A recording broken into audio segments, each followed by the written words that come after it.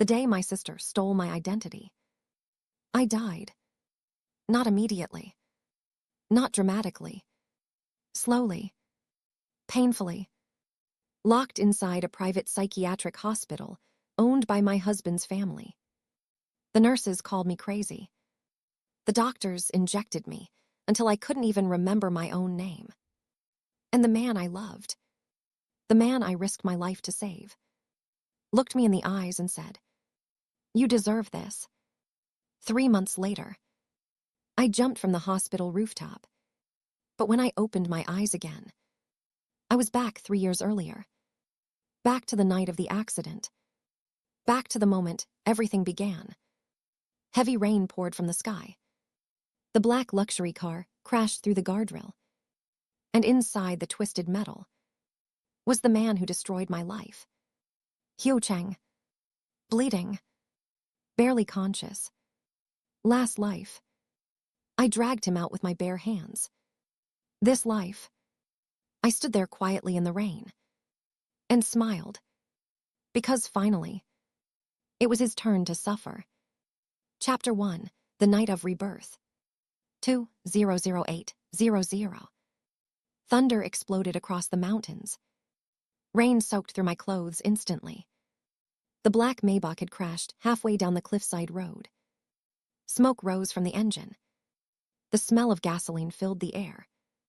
And inside the shattered driver's seat, Hyo Chang was trapped. Blood streamed down the side of his face. His breathing weak. His fingers twitching slightly. Last life. The moment I saw him, I panicked. I screamed for help. Cut my hands apart pulling open the car door. Held him in the rain for nearly an hour until rescue arrived. And in the end, my stepsister Suyuru stole everything. The credit. The gratitude. The love. And eventually, my entire life. But this time, I didn't move. I stood beneath the storm, quietly watching him struggle to breathe. The rain blurred my vision. Or maybe those were tears. I wasn't sure anymore. Then suddenly, a weak voice came from inside the car. "Help." My chest tightened violently. Even now, even after everything, hearing his voice still hurt. Pathetic. I laughed softly at myself. Then footsteps sounded behind me. Chinese letter, Chinese letter. My little sister, Suyuru, came running toward me holding an umbrella. Her white dress fluttered in the wind. Pure. Fragile. Innocent. Just like always. The perfect daughter. The perfect sister. The perfect liar. Last life. She hid behind me trembling while I rescued him. Then later claimed she was the savior. This time, I looked at her calmly. Then stepped aside. "Go save him." She froze. "What? You want the Hyo family's gratitude, don't you?" Lightning flashed across her pale face. Fear filled her eyes instantly. Because she was a coward. She always had been. The car suddenly sparked violently. Suyuru screamed. I caw. I smiled. Then watch him die. I turned around slowly. Actually intending to leave. Because I truly wanted to. I wanted him to die. I wanted all of it to end here. But then, Hyo Chang coughed violently inside the car. Blood spilled from his lips. And against my will, my body moved. I cursed under my breath and rushed forward. Damn it. Glass sliced open my palm as I pulled the door harder. Metal screamed. Rain poured into my eyes. Hyo Chang. Stay awake.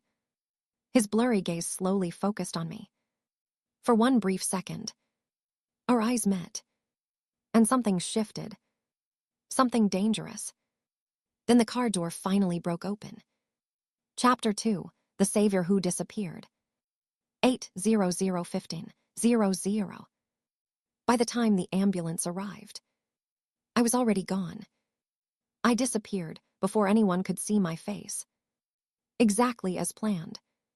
This time, I would never let myself become trapped inside Hugh Chang's world again. 3 days later, the news exploded across the city. The Hugh family heir survives fatal crash.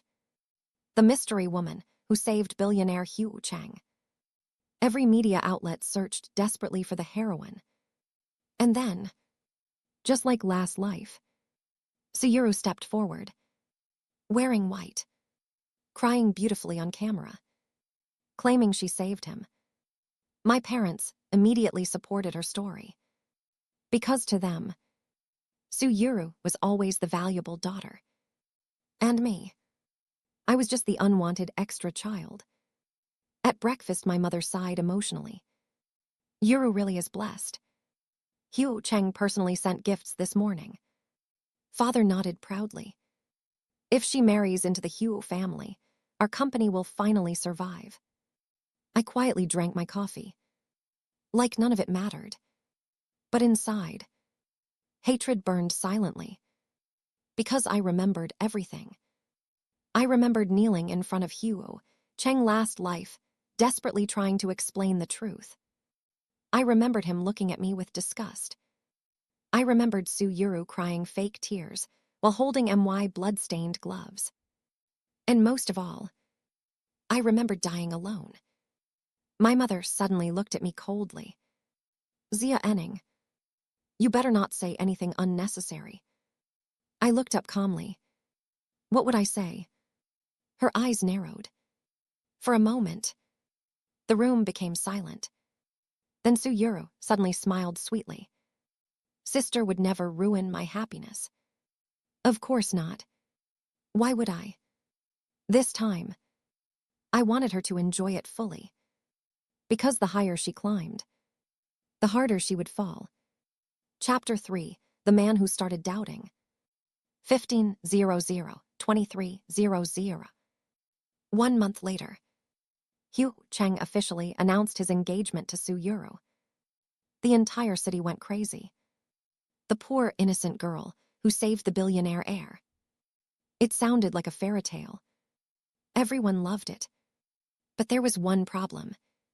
Hugh Chang was smarter than everyone expected. Much smarter. At the engagement dinner, he suddenly asked Suyuru quietly, "How did you open the safety lock that night?" Her smile froze instantly. Because she had no idea what he meant. The twisted car door had a hidden emergency release. Only someone inside the wreck would know. And I had used it. Not her. Suyuru laughed nervously. I don't really remember. I was too scared. Hugh Chang stared at her silently. Something dark moved behind his eyes. Doubt. The first crack had appeared. That same night, I received a strange message. Unknown number. I know it was you. My breathing stopped instantly. Then another message appeared. Meet me tomorrow. 8 p.m. Heian Cafe. No signature. But I already knew who sent it. Hugh Chang. Chapter 4, The Second Male Lead. 23003000. Rain fell softly outside the cafe windows. When I arrived, another man was already sitting there. Not Hugh Chang.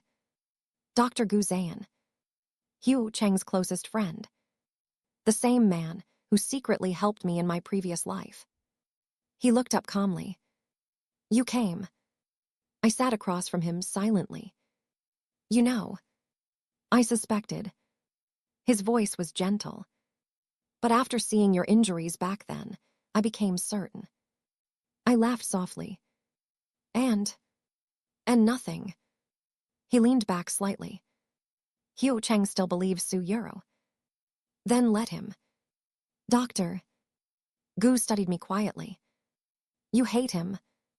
I smiled faintly. No. I hate myself more. Because even after dying once, part of me still loved Hugh Chang.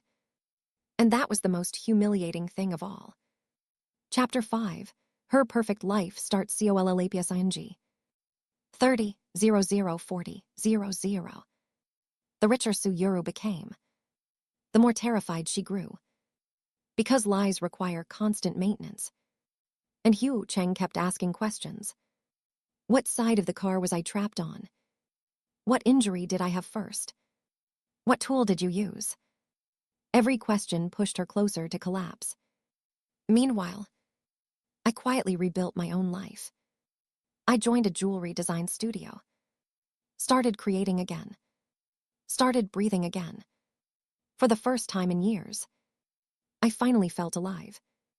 Then one evening, my designs were displayed publicly for the first time. The collection was called Rebirth. Silver thorns, broken crowns, wings trapped inside diamonds. Every piece represented pain, survival, revenge. And standing in front of the main display was Hugh Cheng. His eyes locked onto me instantly. Then slowly, he walked closer. You designed these? Yes. Silence stretched between us. Then quietly, he asked, have we met before? My heart hurt instantly.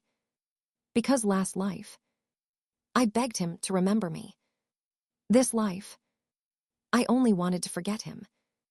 I smiled calmly. No, Mr. Hugo. You just mistook me for someone else. Chapter 6, The Real Revenge. 40, 00, 52, 00. Most revenge stories are simple. Expose the villain. Destroy them publicly. End everything quickly. But real revenge is slower. Crueler. I didn't want Suyuru to simply lose. I wanted her to become everything she pretended to be. Then watch it crush her alive. So I helped her. I taught her Hugh Cheng's preferences. Corrected her mistakes secretly. Protected her lies. And the more perfect she became, the more guilty she looked. Because deep down, she knew she was living MY life. Then finally, the final crack appeared. Hugh Cheng found the dashcam footage. The rain had damaged most of it. But one blurry frame remained. A girl covered in blood, pulling open the car door. And behind her, another girl hiding beneath an umbrella. Hugh Cheng watched that footage all night. Again, and again, and again. Then at 3 a.m., he came to my apartment. When I opened the door, his eyes were red, his voice shaking. It was you. Not a question. This time, he knew. I looked at him quietly, then smiled softly. Yes. The silence afterward felt endless. Then suddenly, he grabbed my wrist desperately. Why didn't you tell me? I laughed. Actually laughed. The sound almost broke him. Tell you? Hugh Cheng, last life I begged you to believe me. You sent me to die. His face went white instantly. Because somehow, even without understanding reincarnation, he felt the truth hidden inside my hatred. Final chapter, the ending. 52, 0060, 00. The engagement banquet collapsed into chaos. Suyuru finally confessed everything publicly. The media destroyed her overnight. My parents lost their company. The Huo family abandoned them completely. And Hugh Cheng, he changed the most. Because once he learned the truth, he finally understood something horrifying. The woman he loved never existed. And the woman he destroyed was the only person who ever truly loved him. 1 year later, my jewelry brand became internationally famous. For the first time in my life, I belonged to myself. One winter night, after a fashion gala, I found Hugh Cheng waiting outside alone beneath the snow. He looked thinner, colder, like regret had hollowed him out from the inside. When he saw me, his eyes turned red immediately. Zia Enning. My name sounded broken coming from him. He stepped closer carefully, like I might disappear. I know I don't deserve forgiveness. Snow fell silently around us. But if there's even the smallest chance, there is. I interrupted gently. Not angrily. Not bitterly. Just tired. His face lost all color. And for the first time, I finally understood something. Revenge doesn't heal you. Watching him suffer didn't bring me peace. Because some wounds never fully disappear. But at least now, they no longer controlled me. I looked at him one last time. The man I once loved enough to die for. Then smiled softly. Hyo Chang. In my first life, I loved you. In my second life, I survived you. And in this life, I finally chose myself. Then I turned around and walked away into the falling snow. This time, forever, the day my sister stole my identity. I smiled. Not because I forgave her. Not because I was weak. But because I finally understood something. If you want revenge, don't fight people immediately. Let them win first. Let them get comfortable. Let them believe they've escaped consequences. Then destroy them slowly. Painfully. Publicly. 3 years ago, during a storm, I dragged billionaire heir Adrian Vale out of a burning car. I nearly died saving him. My hands were ripped apart. My ribs cracked. And while I was unconscious in the hospital, my younger sister walked into his room, held his hand, and claimed she saved him. He believed her. Of course he did. She was soft-spoken, beautiful, fragile, and me. I looked like someone who survived a war. 6 months later, Adrian married my sister. 1 year later, he destroyed my life. 2 years later, I died alone. But fate gave me one more chance. And this time, I wasn't going to expose my sister immediately. No, that would be too easy. This time, I was going to make Adrian fall in love with the real me first. And then, I was going to make him regret everything. Chapter 1, The Second Chance. 200800. Rain hammered against the road. A black car smashed through the guardrail. Fire sparked beneath the hood. And suddenly, I opened my eyes. Breathing hard.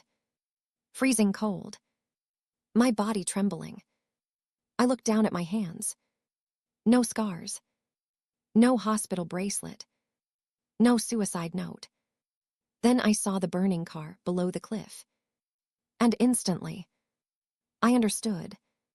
I had returned. Back to the night everything began. Inside the wreckage, Adrian Vale struggled weakly. Blood covered half his face. The rich golden boy of the Vale family. The man who ruined me. Last life, the moment I saw him, I ran forward without thinking. This life, I stood completely still. Watching. Thunder cracked across the sky. And for the first time, I asked myself something terrifying. What if I just let him die? No betrayal. No fake love. No ruined future. Just silence. But then, a weak cough came from the car. And damn it, my body moved before my brain did. Unbelievable, I muttered. Even after dying once, I'm still stupid. I grabbed the twisted car door and pulled hard. Metal screamed. Glass sliced my palm. Rain blinded me. Adrian groaned weakly inside the wreck. Stay awake, I snapped. You don't get to die before I ruin you. His blurry eyes opened slightly. For 1 second, he looked directly at me. Then footsteps splashed through the rain behind me. Mia. My younger sister, Vanessa, came running down the road, holding an umbrella. Perfect timing. Of course. Even fate hated me. Vanessa froze when she saw the wreck. Oh my God. I looked at her calmly. Come help. She immediately stepped back. No way. There's fire. Yes, I said coldly. That tends to happen during car crashes. She glared at me. Even now, she hated when I wasn't obedient. Last life, she stood there crying while I rescued Adrian. Then later claimed she saved him. This time, I suddenly smiled. A slow, dangerous smile. You want him? Vanessa blinked. What? The rich husband, the luxury life, the billionaire fairy tale. I stepped aside slightly. Go save him. Panic flooded her face instantly. Because Vanessa was many things. Manipulative. Selfish. Beautiful. But brave. Never. The fire suddenly sparked louder. She screamed and stepped backward. I caw. I laughed softly. Exactly. That was the moment I finally understood something. Vanessa didn't steal my life because she was smarter than me. She stole it because people wanted to believe her version more. And Adrian. He was the worst of all. I turned back toward the wreckage. Move. Then I ripped the door open myself. Again. Chapter 2, The Heroine Who Disappeared. 8001400. By the time emergency crews arrived, I was already gone. I disappeared before anyone could identify me. Because this time, I wasn't going to chase gratitude. I wasn't going to beg for recognition. And I definitely wasn't going to fall in love with Adrian Vale again. 3 days later, the news exploded everywhere. Unknown woman saves billionaire heir. The mysterious heroine of the storm. The entire city became obsessed. People romanticize rich men surviving disasters. Especially handsome rich men. Then came the predictable part. Vanessa stepped forward. Wearing white. Crying beautifully during interviews. Claiming she saved him. My parents supported her immediately. Of course they did. Vanessa was their masterpiece. I was just the practice version. At breakfast, my mother smiled proudly while scrolling through social media. Vanessa already gained 200,000 followers. Father laughed. Maybe this accident was actually good luck. I nearly choked on my coffee. Good luck. I died because of that accident. But I stayed quiet. Because this time, silence was my weapon. Vanessa suddenly looked at me carefully. You're being weird. What a terrifying accusation. She narrowed her eyes. You're not jealous. I stared at her for a moment. Then smiled. Why would I be jealous of a liar? The entire table went silent. Vanessa's expression cracked instantly. Mother slammed her chopsticks down. Mia. But I simply stood up calmly. Relax, I said casually.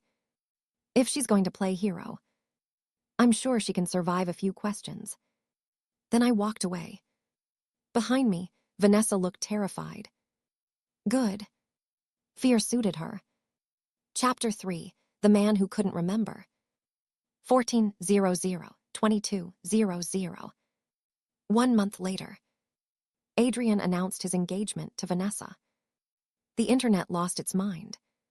People called them fate, destiny, a real-life fairy tale. I called it a future disaster. Then one night, I finally saw Adrian again. A charity gala. Bright lights. Champagne. Too many rich people pretending to care about humanity. Classic. I was there working with a jewelry designer friend. Simple black dress. Hair tied back. No one recognized me. Until Adrian walked in. The room shifted instantly. That kind of power follows men like him naturally. Tall, sharp jaw, cold eyes, dangerously handsome. The same face I once loved enough to die for. Vanessa clung to his arm possessively. But Adrian looked exhausted already. Interesting. Then suddenly, his gaze landed on me. And stopped. Completely. The air changed instantly. For one strange second, he looked almost confused. Like he recognized something. Vanessa noticed immediately. And panic flashed across her face. She pulled him closer. Adrian. But he barely heard her. His eyes remained fixed on me. Then slowly, he walked over. Every instinct in my body screamed at me to leave. But I didn't. I smiled politely instead. Mr. Vale. He stopped directly in front of me. Close enough for me to smell his cologne. Close enough to remember every terrible memory. His gaze moved across my face carefully. Almost searching. Have we met before? Straight to the point. Typical Adrian. I tilted my head slightly. Do I look unforgettable? A few people nearby laughed quietly. Vanessa did not. Adrian stared at me longer. Then suddenly, his eyes dropped to my hand. To the faint scar across my palm. The scar from dragging him out of the wreckage. His expression changed instantly. Small. Almost invisible. But I saw it. Recognition. Or instinct. Vanessa immediately grabbed his arm. We're late, she said quickly. Too quickly. Adrian looked at her. Then back at me. Then finally nodded. But before leaving, he said quietly, I feel like I know you. I smiled sweetly. That sounds dangerous. And for the first time in 2 lifetimes, I watched Adrian Vale walk away from Emmy confused, instead of the other way around. God. That felt amazing. Chapter 4, The Revenge BGNS. 22-00-35-00. Most people think revenge means screaming, fighting, exposing secrets immediately. Wrong. Real revenge is psychological. You don't destroy people all at once. You let them destroy themselves. And Adrian made it incredibly easy. Because the more time he spent with Vanessa, the more suspicious he became. She couldn't answer simple questions about the accident. Every story changed slightly. Every detail felt rehearsed. Meanwhile, he kept running into me everywhere.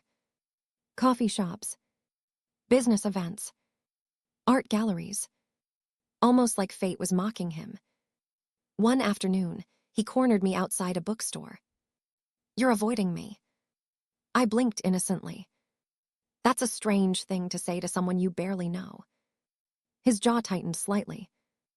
Who are you? Depends who's asking. Adrian Vale. I smiled.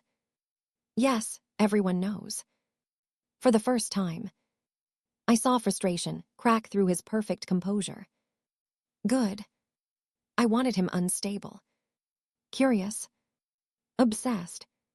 Because once a man like Adrian starts searching for answers, he destroys everything in his path, including himself. Then finally, I delivered the first real blow.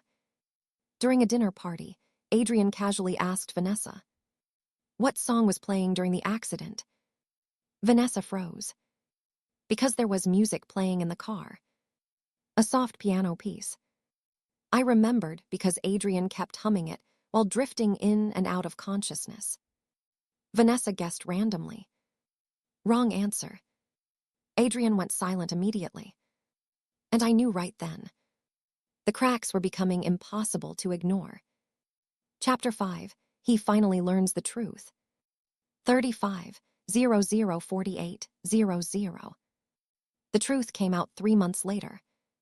Not because I exposed Vanessa. Because Adrian found it himself. Exactly as I planned. He recovered old traffic camera footage from the storm. Blurry. Damaged. But enough. Enough to show. Me covered in blood, pulling him from the car. Vanessa standing far away, holding an umbrella. I'll never forget the look on his face when he came to see me afterward. He looked destroyed. Actually destroyed. Like someone had ripped apart his entire reality. He found me alone, inside my studio. Rain poured outside again. Funny how disasters always return with storms. He stood there, silently holding the footage.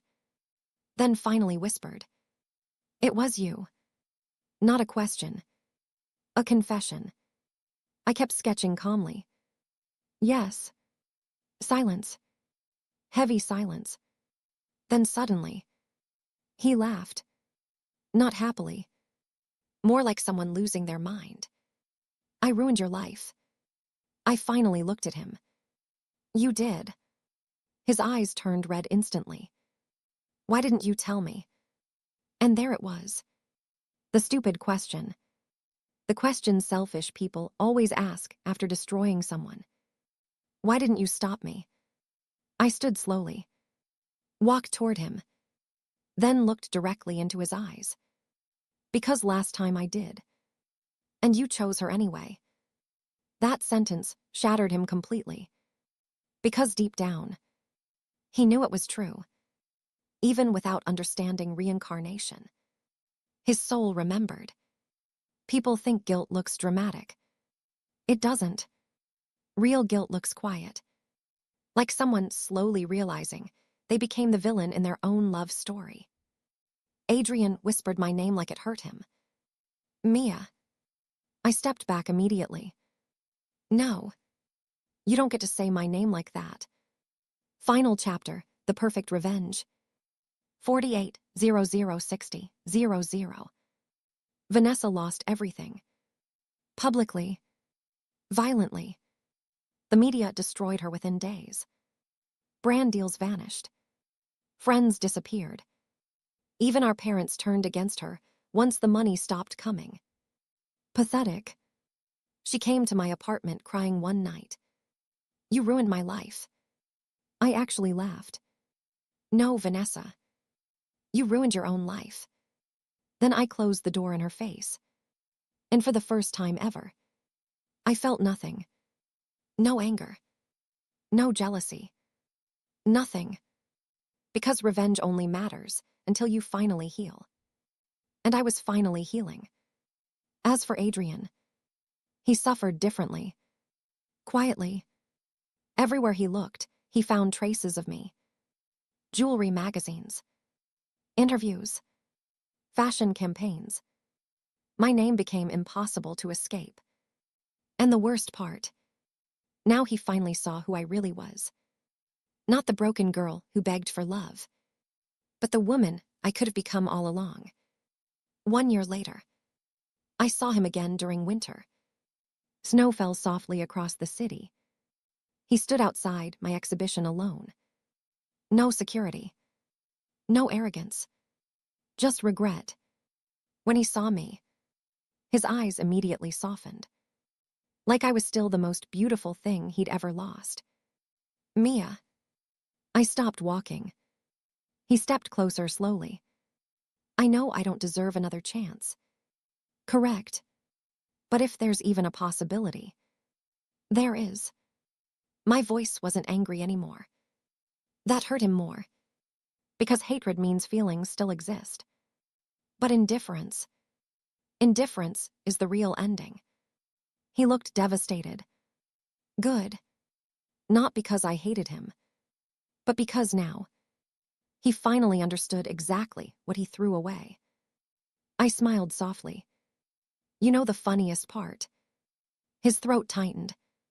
"What?" "If you had trusted me the first time, I would have loved you forever." And there it was. The final punishment. Not losing me. Understanding what we could have been. I turned around slowly, then walked away.